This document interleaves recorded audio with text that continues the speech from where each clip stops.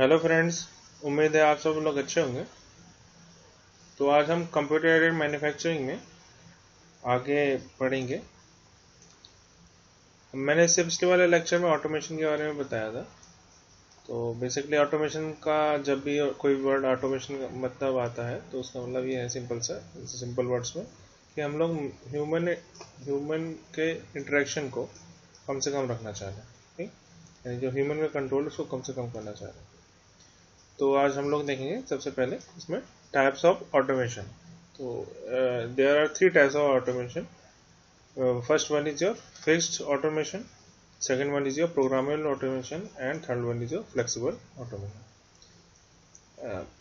कई वैसे ऑटोमेशन कई तरीके से बांट सकते हैं, लेकिन जैसे फुली ऑटोमेटिक और सेमी ऑटोमेटिक इस तरीके से। लेकिन आज जो मेन है वो हम लोग इस तरह से बांटेंगे। सबसे पहला इसमें फिक्स्ड, प्रोग्रामेबल एंड फ्लेक्सिबल। तो सबसे पहले फिक्स्ड ऑटोमेशन का मतलब क्या है? It is a system in which sequence of processing और assembly operation is fixed by the equipment configuration. यानी जो आपके जो इक्विपमेंट्स हैं उनका कॉन्फ़िगरेशन कुछ इस तरह से है कि सीक्वेंस ऑफ प्रोसेसिंग, यानी अगर कोई प्रोडक्ट आपको बनाना है तो आप उसका सीक्वेंस को चेंज नहीं कर सकते। जब सीक्वेंस चेंज नहीं हो सकता तो उसका अलावा जो प्रोडक्ट में आपका जो वेरिएशन आ सकता है वो नहीं आएगा। ठीक है, यानी आपको अगर मशीनें हैं, आपके फिक्स ऑटोमेशन की मशीनें हैं, तो जो ऑटोमेशन है मतलब ऑटोमेशन तो होना ही है। ठीक है, इसमें ये बात बिल्कुल क्लियर है कि इसमें ह्यूमन इंटरेक्शन नहीं कम से कम होना है या फिर नहीं होना। लेकिन इसका मतलब ये है कि फिक्स ऑटोमेशन है, यानी ये वाली मशीन, पहली वाली मशीन एक तरह का ऑटोमेशन करेगी, दूसरी वाली मशीन दूसरी तरह का, तीसरी वाली मशीन तीसरी। तो आप जो ये कॉन्फ़िगरेशन उसको चेंज नहीं कर सकते, यानी यहाँ से इस तरह से जाएगा। इस वजह से क्या है, ये प्रोडक्ट में वेरिएशन नहीं आ पाता। ठीक, तो ये बेसिकली सिंपल ऑपरेशन के लिए, जिसमें सीक्वेंस जो है सिंपल होता है उसके लिए यूज होता है। बहुत सारे इस तरह के सिंपल इक्विपमेंट्स को जोड़ के हम लोग एक कॉम्प्लेक्स मशीन बनाते हैं या फिर इक्विपमेंट बनाते हैं जो कि बड़े काम के लिए यूज होता है। इसके फीचर्स क्या हैं फिक्स्ड ऑटोमेशन के? फिक्स्ड ऑटोमेशन के फीचर्स हैं, सबसे पहली बात इसमें हाई इनिशियल इन्वेस्टमेंट कॉस्ट लगती है फॉर कस्टम इंजीनियर इक्विपमेंट। यानी अगर आपको कस्टम इंजीनियर इक्विपमेंट का क्या मतलब है? कस्टम इंजीनियर इक्विपमेंट का मेरा मतलब है कि आप कस्टमाइज करना चाह रहे हैं, यानी एक मतलब खास तरह का प्रोडक्ट चाह रहे हैं। फॉर एग्जाम्पल के तौर पर अगर इंडिया के लिए मैं अगर रफाइल बनाना चाह रहा हूँ तो इंडिया के स्पेसिफिक नीड्स के अकॉर्डिंग मुझे रफाइल को बनाना पड़ेगा। ठीक है, तो इन दैट केस ये मेरे लिए कस्टमाइज इंजीनियर प्रोडक्ट्स हो गए। ठीक, यानी मतलब इंडिया के पर्सपेक्टिव में जो रफाइल बनने हैं वो एक तरह के प्रोडक्ट है। तो जो कस्टमर मतलब जो कस्टमर है उसके हिसाब को देख के बनाया गया। तो इस तरह के जो प्रोडक्ट है जिसमें स्पेसिफिक मतलब कस्टमर को सेंटर में रख के प्रोडक्ट बनाए जाएंगे, उसके लिए हाई इन्वेस्टमेंट कॉस्ट है। ठीक, लेकिन इसी हाई प्रोडक्शन रेट होने की वजह से इसमें जिसमें एक तरह के प्रोडक्ट बनाने हैं उसके लिए फिक्स्ड ऑटोमेशन काफी अच्छा रहता है। ठीक, एक और फीचर है इसमें लास्ट में, रिलेटिवली इनफ्लेक्सिबल इन अकोमोडेटिंग प्रोडक्ट चेंज। इसमें प्रोडक्ट चेंज करना आपको पॉसिबल नहीं है, क्योंकि इक्विपमेंट का कॉन्फ़िगरेशन सेम है। आप इक्विपमेंट का कॉन्फ़िगरेशन को चेंज नहीं कर सकते और उसकी सीक्वेंस चेंज नहीं कर सकते। ठीक है, यानी अगर पहली वाली मशीन में जाएगा कोई प्रोडक्ट, फिर दूसरी वाली मशीन में जाना है उसको, तीसरी वाली मशीन में जाना है, और इसमें सीक्वेंस आप चेंज नहीं कर सकते, तो इस वजह से प्रोडक्ट भी चेंज नहीं हो सकता। प्रोडक्ट नहीं चेंज हो सकता तो अगर आपको चेंज प्रोडक्ट कस्टमाइज प्रोडक्ट चाहिए, उसमें हाई इन्वेस्टमेंट कॉस्ट देनी पड़ेगी। प्रोडक्शन रेट इसका ऑफकोर्स ज़्यादा होगा क्योंकि वो स्पेशलाइज हो जाएंगी मशीनें कि एक तरह के प्रोडक्ट निकालना है तो वो ईजिली निकलेगा, और प्रोडक्ट चेंज करना काफ़ी इनफ्लेक्सिबल होता है। ठीक, इसके बाद हमारा फिक्स्ड ऑटोमेशन के बाद है हमारा programmable automation. In programmable automation, the production equipment is designed with the capability to change the sequence of the। इसमें जो इक्विपमेंट्स है, प्रोडक्शन इक्विपमेंट्स है, उनमें वो इस तरह से बनाए जाते हैं कि उनमें sequence of the operation change कर सकते हैं। ठीक है, तो इसकी वजह से क्या होगा, जब आप सीक्वेंस ऑफ ऑपरेशन चेंज कर सकते हैं, जो ये सीक्वेंस ऑफ ऑपरेशन चेंज कैसे करेंगे, ये प्रोग्राम के द्वारा कंट्रोल होगा, और नया प्रोग्राम बनाना पड़ेगा आपको, क्या कहते हैं, इक्विपमेंट नए तरह के प्रोडक्ट के लिए। ठीक, तो इस प्रोग्रामेबल ऑटोमेशन के फीचर्स क्या देखिए, इसमें प्रोग्रामेबल ऑटोमेशन में आप क्या कर सकते हैं, फिक्स्ड ऑटोमेशन के कंपैरिजन में सीक्वेंस ऑफ द ऑपरेशन आप चेंज कर सकते हैं। ठीक है, ये इंपॉर्टेंट पॉइंट है, change the sequence of the operation change कर सकते हैं, तो फ्लेक्सिबिलिटी आ जाएगी।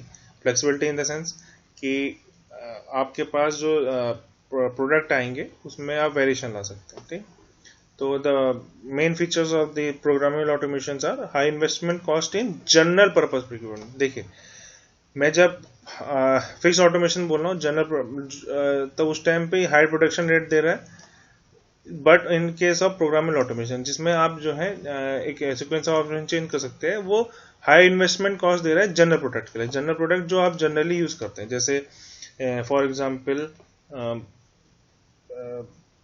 एक बल्ब को ले लीजिए। ठीक है, इस जो बल्ब जो बन रहे हैं 10 वाट 100 वाट का जो बल्ब है, ठीक है, वो एक जनरल पर्पज इक्विपमेंट है। मतलब ये जो है सभी लोगों को एक तरीके से चाहिए। ठीक है, वो कस्टमाइज करके नहीं चाहिए। ये नहीं कि आपको जो है 92 वाट का एक बल्ब अलग चाहिए, ऐसा कुछ नहीं है। आपको 100 वाट का चाहिए तो वो एक स्पेसिफिक आता है, 100 वाट का आएगा, नहीं तो 50 वाट का आ रहा है, या फिर CFL आ रहा है 28-7 वाट का, इस तरह से।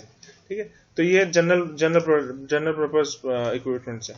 लेकिन जब आपको मशीन इस तरह की है जो प्रोग्राम को लेती है, क्या कहते हैं, एक्सेप्ट कर रही है, इन दैट केस ये जो जनरल पर्पज ये है वो हाई इन्वेस्टमेंट कॉस्ट प्रोवाइड करते हैं, इनिशियल हाई इन्वेस्टमेंट कॉस्ट। ठीक, इसके अब ये प्रोग्राम फ्लेक्सिबिलिटीज में इंक्रीज होगी। ऑफ कोर्स फ्लेक्सिबिलिटी चेंज करने की वजह से मतलब फ्लेक्सिबिलिटीज में आ जाएगी as compare to your fixed automation, but production rate इसमें कम हो रहता है as compare to your fixed automation. ठीक, flexibility is going to increase. ठीक है, विद द प्रोडक्शन, ये सीधी सी बात है। More suitable for batch production, यानी बैच प्रोडक्शन के लिए ये सबसे ज्यादा सुटेबल होता है। कौन सा वाला प्रोग्रामेबल, ये किसके लिए fix automation is going to suitable for your mass production, and second one programmable automation is suitable for your batch production. ठीक, इसके बाद हमारे पास है फ्लेक्सिबल ऑटोमेशन। देखिए, flexible automation is the extension of programmable automation. ठीक है, अब इसमें चेंजेस क्या है, इसमें प्रोग्रामेबल ऑटोमेशन से कंपैरिजन में ये चेंज है कि जो प्रोग्राम आप इनपुट कर रहे हैं उसको, और साथ में जो आपका टूल जो चेंज हो रहा है उसको आप जो है प्रोसेस के टाइम पे ही चेंज कर सकते हैं। ठीक, capable of producing a variety of product with virtually no time loss for change from one product to the next. ठीक, तो इसकी वजह से क्या होगा, देखिए इसमें क्या दिखा रहा है, देखिए इसमें थोड़ी सी क्लियरिटी बता दूं क्योंकि इसमें आपको कंफ्यूजन हो सकता है। देखिए, प्रोग्रामेबल ऑटोमेशन और फ्लेक्सिबल ऑटोमेशन के बीच में डिफरेंस समझिए। सबसे पहली चीज, जब मैं प्रोग्रामेबल ऑटोमेशन की बात कह रहा हूँ तब यहाँ पे एक मेरी पास मशीन है। ठीक, मेरे को इसमें से कोई नया प्रोडक्ट बनाना है। ठीक है, प्रोडक्ट इससे आउटपुट हो रहा है।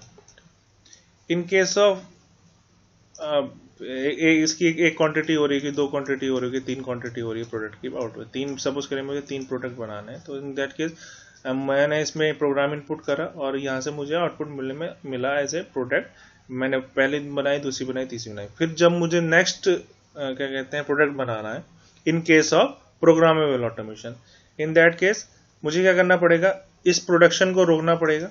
ठीक है, और फिर इसमें प्रोग्राम इनपुट करना पड़ेगा और फिर जो है दूसरी वैरायटी का प्रोडक्ट बनाना पड़ेगा। सपोज करिए वो भी मुझे 3 क्वांटिटी में बनाना है, second type of product 1, 2 and 3, इस तरह से काम कर रहा है। जब मैं फ्लेक्सिबल ऑटोमेशन की बात कर रहा हूँ तो ये जो मेरी मशीन है इसमें मैं प्रोग्राम जो है उसी टाइम इनपुट कर दे रहा हूँ जिस टाइम पे मेरा जो है प्रोडक्शन जो है चल रहा है। ठीक, और ये इसमें जो टूल्स चेंज होने हैं, सपोज करिए प्रोडक्ट 1 के लिए एक तरह के टूल लग रहे हैं। ठीक है, और सेकंड टाइप ऑफ प्रोडक्ट के लिए दूसरे तरह के टूल लग रहे हैं, तो वो भी लगभग ऑलमोस्ट 0 टाइम में चेंज हो जा रहे हैं। ठीक है, ये खासियत है आपकी फ्लेक्सिबल ऑटोमेशन की as compare to your programmable automation. लेकिन इसकी वजह से क्या होता है कि इसमें थोड़े से रिस्ट्रिक्शन आ जाते हैं हमारे पास। ठीक है, जब इस तरह जैसी मशीन कॉम्प्लेक्स होगी तो there will be some restriction on that, that's why इसके जो प्रोडक्शन रेट है वो मीडियम होता है। ठीक, तो यही सबसे पहली चीज है, produce capable of producing variety of product with no time loss for change from one product. आप जो है प्रोडक्ट को एक प्रोडक्ट से दूसरे प्रोडक्ट में विदाउट टाइम लॉस के चेंज हो सकते हैं। ठीक है, टाइम कहाँ खर्च होगा आपका, प्रोग्रामिंग को इनपुट कराने में, और दूसरा जो है टूल वगैरह चेंज करने में। ठीक है, तो there is no production time loss while reprogramming system altering the physical setup. ठीक है, और जो प्रोग्रामिंग में जो टाइम लॉस हो रहा है वो नहीं लग रहा है, और जो टूलिंग वगैरह चेंज करनी है आपको वो चेंज होने में टाइम नहीं लग रहा है। तो इसकी वजह से क्या होगा, जब इस तरह से होता है तो इस तरह फ्लेक्सिबल ऑटोमेशन में एक चीज क्या हो सकती है, आप बहुत तरह के एक साथ प्रोडक्ट बना सकते हैं। यानी पहला वाला प्रोडक्ट यहाँ से जो आउटपुट में जा रहा है वो पहले फर्स्ट टाइप का है, दूसरा वाला जो है सेकंड टाइप का है, तीसरा वाला भी सेकंड टाइप का है। ठीक है, उसके बाद जो चौथा है वो जो है आपका पहले टाइप का है, पांचवा भी पहले टाइप का, छठा भी पहले टाइप का, सातवां जो है दूसरे टाइप का। इस तरह से आप मतलब मिक्स प्रोडक्शन कर सकते हैं। ठीक है, तो ये यही चीज लिखे, considerably the system can produce various combination and schedules of products. ठीक है, instead of requiring that they made in separate batches. ठीक है, जबकि in case of programmable automation आपको क्या करना पड़ेगा, आप प्रोग्राम को ड्यूरिंग द प्रोसेस इनपुट नहीं कर सकते, तो आपको जो फ्लेक्सिबिलिटी मिल रही है वो कैसे मिल रही है, आप पहले एक तरह के प्रोडक्ट बना लीजिए, 1 2 3 बना लीजिए पहले टाइप के प्रोडक्ट, उसके बाद जब दूसरे टाइप का प्रोडक्ट बनाना है तो आपको नया तरह से आपको प्रोग्राम इनपुट करना है। ठीक है, और नए तरह से प्रोडक्ट इनपुट करना है, और टूल वगैरह चेंज करने पड़ेंगे। ये जो टाइम वेस्ट होगा ये फ्लेक्सिबल में वो टाइम वेस्ट नहीं होगा, टाइम वेस्ट भी नहीं होगा, और मतलब क्या कहते हैं आपके विदाउट फिजिकल सेटअप और प्रोग्रामिंग में बिल्कुल टाइम वेस्ट नहीं होने वाला है इन केस ऑफ फ्लेक्सिबल ऑटोमेशन। ये हाई इन्वेस्टमेंट कॉस्ट देता है किसके लिए, कस्टमर इंजीनियर प्रोडक्ट सिस्टम के लिए, कंटिन्यूस प्रोडक्शन के लिए अच्छा रहता है, क्योंकि different types of continuous production से मेरा मतलब ये है कि डिफरेंट टाइप्स ऑफ प्रोडक्ट्स को वो जो है कंटिन्यूसली प्रोड्यूस कर सकते हैं। मीडियम प्रोडक्शन रेट देता है, flexibility to deal with the product design variation. ठीक है, फ्लेक्सिबिलिटी देता है प्रोडक्ट डिजाइन वेरिएशन देता है। ठीक, लेकिन as compare to your flexible programming automation, क्योंकि इसमें कॉम्प्लेक्सिटी ज़्यादा बढ़ जाती है, तो जो फ्लेक्सिबल ऑटोमेशन में कॉम्प्लेक्सिटी बढ़ने की वजह से ये जो है आपका वेरिएशन कम दे पाता है एज कम्पेयर टू योर क्या कहते हैं प्रोग्रामेबल ऑटोमेशन। ठीक, इसके बाद the essential features which are going to distinguish between flexible and programmable automation is first one is the capacity to change part program with no time loss. ठीक, the capability to change over physical setup again with no production time loss. ठीक, वही चीज है कि जो सबसे important चीज है जो कि डिस्टिंग्विश करती है between flexible automation and programmable automation को, वो है कि फ्लेक्सिबल ऑटोमेशन में आपको पार्ट प्रोग्राम चेंज करने में कोई टाइम लॉस नहीं होगा ऑलमोस्ट, और फिजिकल सेटअप चेंज करने में ऑलमोस्ट नो टाइम लॉस्ट होगा। तो ये 3 टाइप्स ऑफ प्रोडक्ट ऑटोमेशन है हमारा। First one is fixed where there is no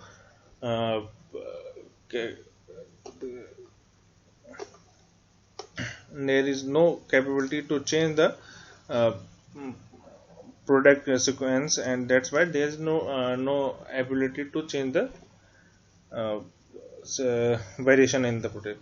Okay. Second one is a programmable, where you can change the sequence, and that's why you can change the product variety, but in case of flexible automation, there you will get the capability of programmable automation, and plus there will be no time loss in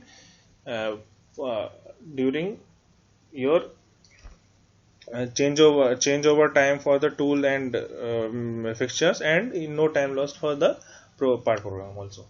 Okay. So these are the 3 types of automation. First one is fixed, programmable, and flexible.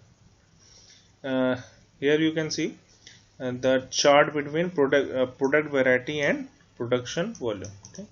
तो इसमें जो है हमारे पास जो flexible automation medium जो है production volume देता है, fixed automation high production volume दे रहा है, और प्रोग्रामेबल जो है लो प्रोडक्शन वॉल्यूम दे रहा है। ठीक, तो ये जो है सिमिलरली ये इस तरह से भी आप दिखा सकते हैं, ये सेम चीज है, chart between your production variety and production volume, similarly here production variety and production, same चीज़ दे रखी है। फ्लेक्सिबल जो है मिडिल में, प्रोग्रामेबल जो है अपर साइड में है, और फिक्स जो है इधर पे राइट साइड में। ये क्या दिखा रहा है कि फिक्स का जो है प्रोडक्शन वॉल्यूम बहुत हाई है, फ्लेक्सिबल का मीडियम है, और प्रोग्रामेबल का सबसे लो है। ठीक, इन बट जो प्रोडक्ट वैरायटी है वो सबसे ज़्यादा आपको प्रोग्रामेबल ऑटोमेशन मिलेगी, इसके बाद फ्लेक्सिबल मिलेगी, और लास्ट वन ईयर फिक्स। सबसे इन सब को कंपेयर अगर हम करें मैनुअल के कंपेरिजन में, मैनुअल जो आप ऑटोमेशन का अगर यूज़ नहीं करें, मैनुअल मेथड्स का यूज़ करें, तो ये सबसे ना ही आपको प्रोडक्शन वॉल्यूम अच्छा मिलेगा, ना ही आपको प्रोडक्ट वैरायटी अच्छी मिलेगी। ठीक, इन केस ऑफ मैनुअल मेथड्स, जबकि ऑटोमेशन में आपको कुछ ना कुछ एडवांटेज मिल रहा है। तो आप अपने आपको किस तरह का ऑटोमेशन चाहिए, फिक्स चाहिए कि प्रोग्रामेबल ऑटोमेशन चाहिए, तो आप इस चीज़ से समझ सकते हैं कि आपको जो है किस जगह पे लाई कर रहा है। चलिए, इसके बाद हमारा नेक्स्ट टॉपिक है बेसिक एलिमेंट्स ऑफ ऑटोमेशन। ठीक, तो बेसिक एलिमेंट ऑफ ऑटोमेशन में there are 4 element. First one is your power, second one is your program और instruction, third one is your control system, and only there will be only 3 elements of automation। ठीक, suppose करिए ये power जो है इस पूरे system को run करने के लिए, प्रोग्राम इंस्ट्रक्शन जो है आपके स्टेप बाय स्टेप इंस्ट्रक्शन है जो कि कंट्रोल सिस्टम को इंस्ट्रक्ट करते हैं कि वो किस तरह से प्रोसेस को आगे बढ़ाए। अगर ये मेरा ओपन लूप सिस्टम है तो यहाँ पे सिंगल एरो लगेगी इस तरफ से। ठीक है, अगर मेरा ये क्लोज लूप है तो यहाँ पे डबल एरो दिखाएंगे। ठीक, इसको आप थोड़ा और डिटेल में देखते हैं। सबसे पहले ये बेसिक एलिमेंट्स ऑफ ऑटोमेशन, हमारे पास पावर। ठीक, सबसे पहले जब आप ऑटोमेशन करना चाह रहे हैं तो सबसे पहली चीज आपको जो जरूरत पड़ेगी वो है पावर की। ठीक है, तो जनरली जो वो किस लिए चाहिए, to drive the process as well as उसको कंट्रोल करने के लिए। तो सबसे पहली चीज जो है पावर में हमारे पास जो सबसे जनरल जो पावर सोर्स यूज करा जाता है वो होती है इलेक्ट्रिसिटी। हमारे पास दूसरे सोर्सेज भी हैं पावर के, जैसे फॉसिल फ्यूल हो गया, सोलर एनर्जी हो गया, वाटर हो गया, विंड हो गया, बट ये जो है बहुत कम यूज करे जाते हैं ऑटोमेशन सिस्टम में। उसका एक रीजन ये है कि इलेक्ट्रिसिटी जो है सबसे पहली बात हमें मतलब मीडियम कॉस्ट में मिल जाती है। इसको आप एक जगह से दूसरी जगह पे इजिली ले जा सकते हैं। सपोज करिए किसी ऐसी जगह पे इजिली ले जा सकते हैं बैटरी के फॉर्म में जहाँ पे क्या कहते हैं इलेक्ट्रिसिटी नहीं है। दूसरी चीज है इजी टू कन्वर्ट है, मतलब एक फॉर्म से दूसरे फॉर्म में आप इजीली कन्वर्ट कर सकते हैं। यानी इलेक्ट्रिसिटी को अगर आप थर्मल फॉर्म में चाहें, एकॉस्टिक फॉर्म में चाहें, या फिर मैकेनिकल फॉर्म में चाहें, तो आप वो इजीली हमारे पास डिवाइसेज है, यू कैन कन्वर्ट इजीली। और उसके अलावा जो है कंट्रोल इलेक्ट्रिसिटी लो वोल्टेज में हमारे कंट्रोल सिस्टम्स में भी यूज होती है। जो सिग्नल्स जो प्रोसेस होते हैं वो भी इलेक्ट्रिकल पल्स के फॉर्म में होते हैं। तो इस वजह से जो है इलेक्ट्रिसिटी को आप इग्नोर नहीं कर सकते। सपोज करिए मेरे पास एक कोई फर्नेस है, आप बोलेंगे कि सर ये जो फर्नेस है उसके अंदर जो है हमें जो है ऑटोमेशन करना है, लेकिन इसमें फर्नेस में तो हम लोग हीट करते हैं। ठीक है, लेकिन आपको एक बात समझने की जरूरत है, जब फर्नेस को जब मैं हीट कर रहा हूँ और मुझे इसको automatic banana, in that case also आप फर्नेस को हीट करने के लिए फॉसिल फ्यूल यूज कर सकते हैं, कोयला यूज कर सकते हैं, आपने हीट जनरेट कर ली। लेकिन इसको जो थर्मोस्टेट है यानी कंट्रोलिंग के लिए आप सेंसर्स वगैरह लगाएंगे और मतलब उसके डाटा वगैरह इकट्ठा करने के लिए, वो जो इलेक्ट्रिसिटी से चलेगा। ठीक है, तो घुमा फिरा के कहीं ना कहीं electricity is going to play a critical role. ठीक, इसके अलावा जैसे अब जो आपकी पावर है वो किस किस चीजों में यूज होने वाली है, तो power is going to use for process, to drive the process जैसे आपकी कास्टिंग के उसमें जो है मेल्टिंग प्रोसेस के लिए फॉर्म में, जैसे इलेक्ट्रिकल ईडीएम मशीन्स में इलेक्ट्रिकल फॉर्म में होती है। ईडीएम में क्या होता है, इलेक्ट्रिक डिस्चार्ज मशीनिंग में आप मेटल रिमूव करते हैं। फॉर्जिंग वाले केस में मैकेनिकल फॉर्म में होते हैं, मेटल फॉर्म जो है प्लास्टिक डिफॉर्मेशन करने की कोशिश करते हैं फॉर्जिंग में। इन जो है आपका डाई के बीच में प्रेस करके। तो जो प्रोसेस है, जब मैं प्रोसेस बोल रहा हूँ पावर रिक्वायर्ड फॉर प्रोसेस, तो मैं किसी मैन्युफैक्चरिंग के कॉन्टेक्स्ट में बोल रहा हूँ, वही चीज यहाँ पे दिखाई है कास्टिंग में, इलेक्ट्रिकल ईडीएम में या फॉर्जिंग। ठीक, इसके बाद जो है अदर जो पावर जो है जो यूज होती है आपकी मटेरियल हैंडलिंग के लिए, जैसे मटेरियल हैंडलिंग में आपका लोडिंग अनलोडिंग के लिए, जैसे आप और मटेरियल ट्रांसपोर्ट के लिए, जैसे एक पोजीशन से दूसरी पोजीशन में ले जाने के लिए पावर की जरूरत पड़ेगी, ठीक है, किसी भी क्या कहते हैं आपके प्रोडक्ट को।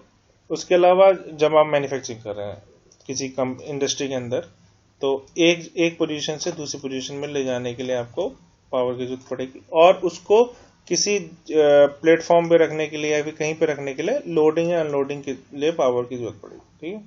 तो इस वजह से हम लोग को लोडिंग अनलोडिंग के लिए भी जरूरत पड़ता है, मटेरियल ट्रांसपोर्ट के लिए भी आपको पावर की जरूरत पड़ती है। इसके लिए अलावा जो है हमारे पास पावर का क्या यूज है, पावर इज हमारे सबसे पहले हमने क्या बोला, पावर प्रोसेस को चलाए रखने के लिए, जैसे कास्टिंग वाले केस में मेल्टिंग प्रोसेस के लिए, वैसे ही जो है मटेरियल हैंडलिंग के लिए, लोडिंग अनलोडिंग के लिए और मटेरियल ट्रांसपोर्ट के लिए।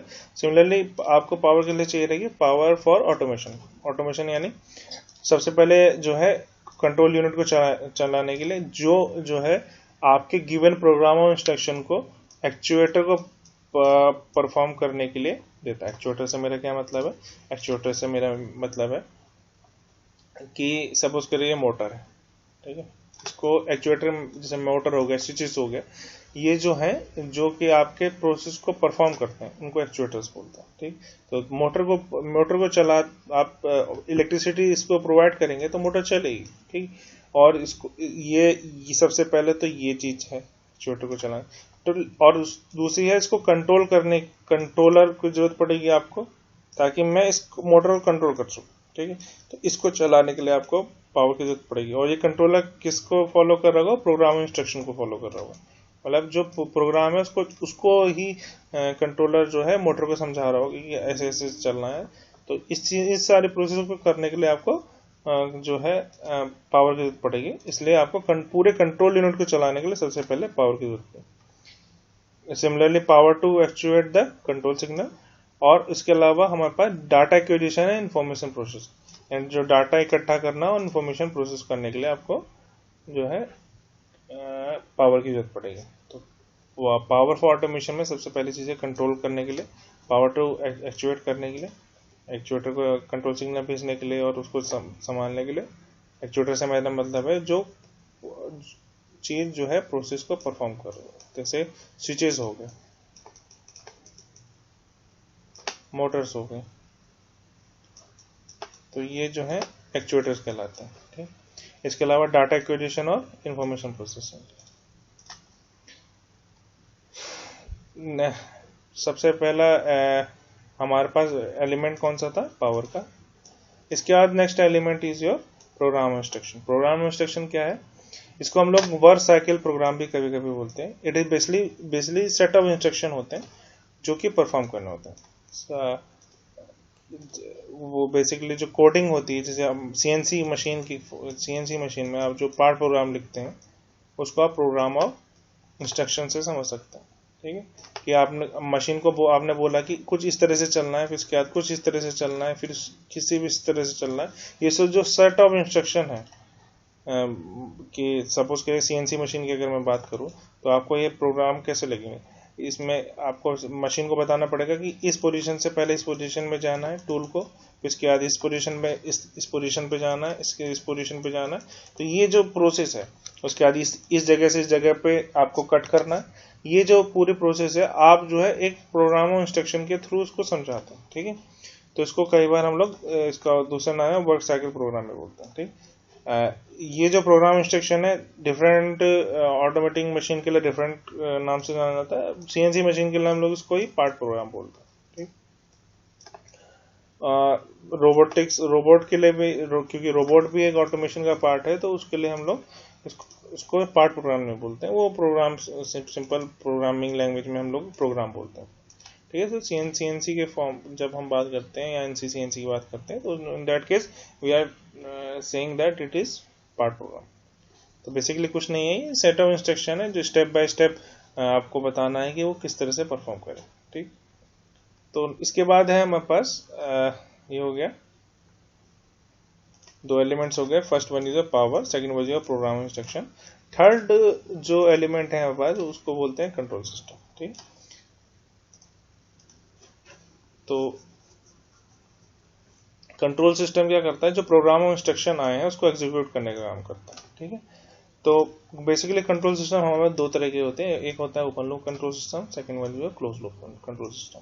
इसको हम लोग कई बार क्लोज लूप कंट्रोल सिस्टम को फीडबैक कंट्रोल सिस्टम पे बोलते हैं, क्योंकि जो क्लोज लूप सिस्टम होता है उसमें हम लोग फीडबैक का यूज करते हैं। ठीक, तो सबसे पहली चीज है हम लोग क्लोज लूप को देखते हैं सबसे पहले। तो क्लोज लूप कंट्रोल सिस्टम जो है बेसिकली इसके जो है छह जो है बेसिक एलिमेंट्स होते हैं क्लोज लूप कंट्रोल सिस्टम के। पहला है इनपुट पैरामीटर, ठीक है, second one is your process, third one is your output variable, ठीक है, fourth one is your feedback sensor, fifth one is your controller and sixth one is your actuator. इसको एक example समझते हैं, simple example है, आपको relatable भी लगेगा। एसी जो है अगर मैं एक सिस्टम की तरफ देखूं तो आप एसी में क्या करते हैं, आप एक रिमोट लेते हैं, ठीक है, उसमें एक बटन दबाते हैं कि मुझे टेम्परेचर 27 डिग्री चाहिए अपने रूम का, तो ये जो है आपका एज ए इनपुट पैरामीटर की तरह इसमें इनपुट होगा। ठीक, इसके बाद वो कंट्रोलर को जाएगा इंफॉर्मेशन, वो कंट्रोलर मतलब सिग्नल वगैरह प्रोसेस करेंगे, उसके बाद वो एक्चुएटर को बताएगा, जो भी इसमें इंस्ट्रूमेंट लगे हैं उसको ये बताएगा कि भाई इतना इसको ठंडा करने की कोशिश करनी है, 27 डिग्री मुझे ले जाना है, ये चीज जो बताने का काम है वो कंट्रोलर का है। ठीक, इसके बाद एक्चुएटर में जाएगा, एक्चुएटर जो है इस चीज को परफॉर्म करेगा, उसमें जो भी मैकेनिज्म है ऊपर कंप्रेसर लगा है वो पूरा एक्चुएट करके प्रोसेस करेगा।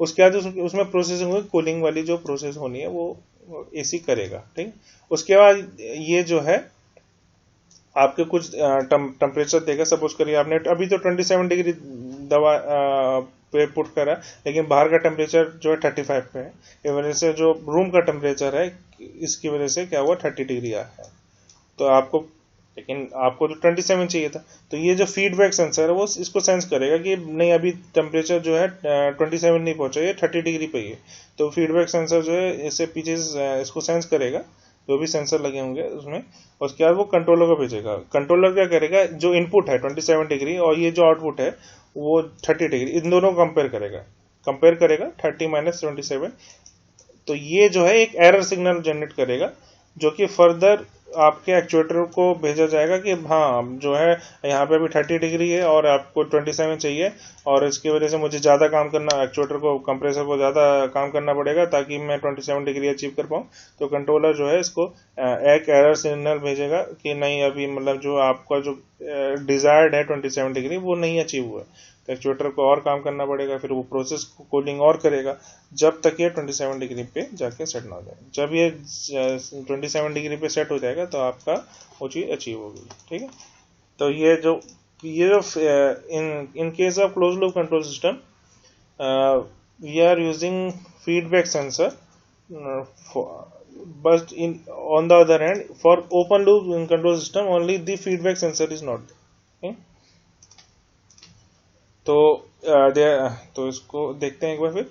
तो हमारे पास जो है छह क्लोज लूप कंट्रोल सिस्टम में छह जो है बेसिक एलिमेंट्स होते हैं। First one is input parameter, second one is your process, third one is your output variable, fourth one is your feedback sensor and fifth one is your controller and last one is your actuator.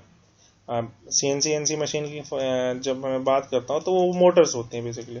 ठीक है, और process मेरी कैसी क्या होंगी, उसमें process होंगी मेरी कटिंग की।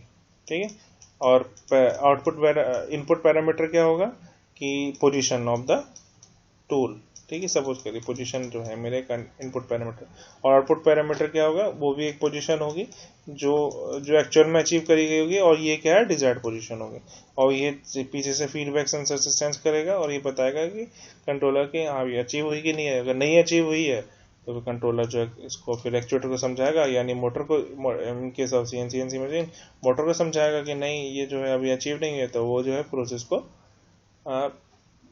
जो है उस हिसाब से मोटर को चलाएगा और प्रोसेस आपकी अचीव हो पाएगी। ठीक, तो यह है आपका basic close loop control system. इसके बाद हम लोग ओपन लूप कंट्रोल सिस्टम को देख लेते हैं। सिंपल सी चीज है। अब क्योंकि as as you have seen that in case of open loop control system there is no feedback sensor, you can see here.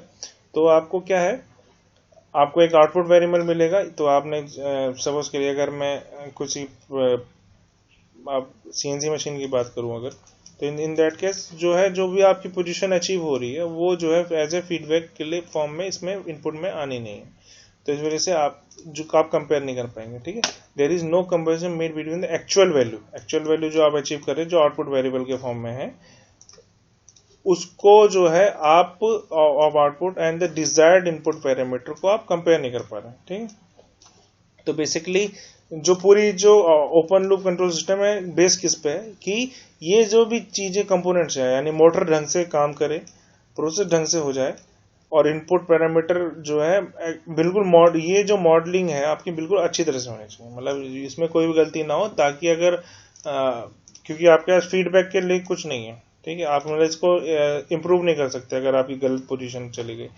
तो इस वजह से जो है ये जो है द कंट्रोलर जो है रिलाई करता है accurate model effect of its actuator. जो एक्चुएटर है जो मोटर ढंग से काम करे, इस पे वो कर रहा है. क्योंकि अगर मोटर ढंग से काम नहीं कर रहा तो ये जो है, क्योंकि फीडबैक है नहीं आपके पास, तो इस वजह से आप जो है एक्चुअल पोजीशन को नहीं कर पाएंगे अगर एक्चुएटर ढंग से काम नहीं करे. ठीक, तो इस वजह से क्या है, इसमें एक डिसएडवांटेज है.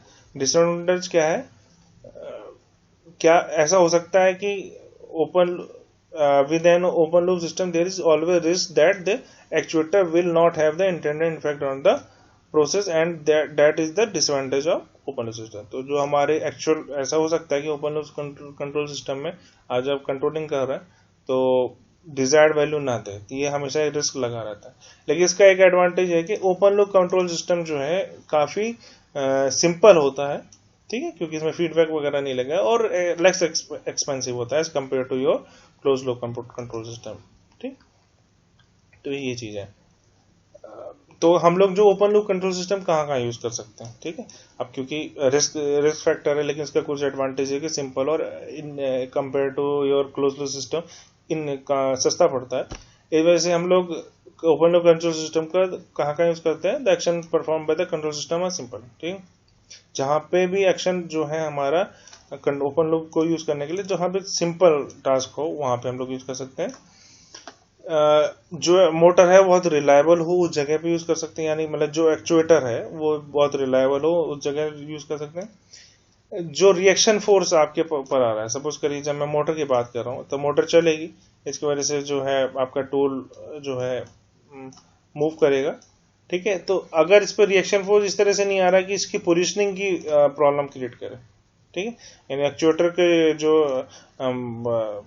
चलने का तरीका है उसको उस पर इफेक्ट न डाले, उस जगह पे reaction force opposing actuator small enough have no effect on the actuation. ठीक है, मतलब जो कंट्रोलिंग है मोटर की जो पोजिशनिंग आनी चाहिए तो उस पर इफेक्ट न डाले, तब in that case you are going to you can use open loop control system.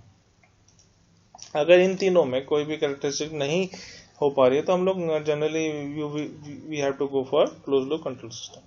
ऐसा नहीं है कि हमेशा जो है हम लोग क्लोज लूप कंट्रोल सिस्टम पे जाते हैं. कई बार हम लोग जो है लाइक करते हैं अपने कॉस्ट को और प्रोसेस को सिंपल रखने के लिए और कॉस्ट को कम रखने के लिए. ठीक, तो ये कुछ ओपन लूप कंट्रोल सिस्टम की बात होगी. इसके अलावा कुछ ऑटोमेशन के एडवांस फंक्शंस हैं, जैसे सेफ्टी मॉनिटरिंग के लिए, मतलब जो ढंग से जो सेफली काम हो रहा है कि नहीं हो रहा है. इसके अलावा मेंटेनेंस एंड रिपेयर डायग्नोसिस के लिए और एरर डिटेक्शन एंड रिकवरी के लिए. These are the some automation functions, advance automation function which is performed in the automation. कि सेफ्टी मॉनिटरिंग सही, मतलब सबको सही चल रहा है कि नहीं चल रहा है, मेंटेनेंस और रिपेयर करने की डायग्नोसिस के लिए. ठीक, कि जो मेंटेनेंस है वो कब करनी है कब नहीं करनी है, इस तरह से. और एरर डिटेक्शन, मतलब कोई गड़बड़ तो नहीं आई है, और अगर आई है तो उसकी रिकवरी करने के लिए. तो ये जो चीजें हैं वो एडवांस ऑटोमेशन फंक्शन के अंदर आती है. तो I think we can end this lecture. So these are the references which I used for making this PPT and delivering this lecture.